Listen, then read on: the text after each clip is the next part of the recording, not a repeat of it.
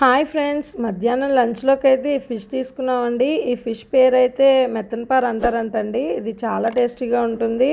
పైగా ఇది ఒక్క ఫ్రైకే బాగుంటుందండి, ఎందుకంటే పులుసుకి అంత బాగోదు. ఎక్కువగా ఫ్రైయే తింటుంటారు. చాలా టేస్టీగా ఉంటుంది, మెత్తగా కూడా ఉంటుంది.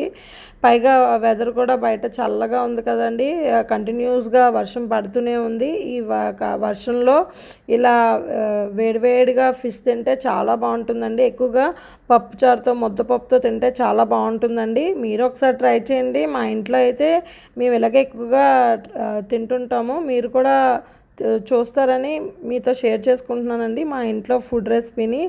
లంచ్లోకి అయితే ఈ ఫిష్ అయితే తీసుకున్నాము. ఈ విధంగా నేను ఫ్రై చేసుకొని అలా వేడివేడి అన్నంలో కొంచెం కాసంత పప్పుచారు వేసుకొని ఒక ఫిష్ వేసుకొని తింటుంటే ఉంటుందండి, వేరే లెవెల్లో ఉంటుందండి టేస్ట్. నా వీడియోస్ నచ్చినట్టయితే లైక్ చేసి సబ్స్క్రైబ్ చేయండి ఫ్రెండ్స్.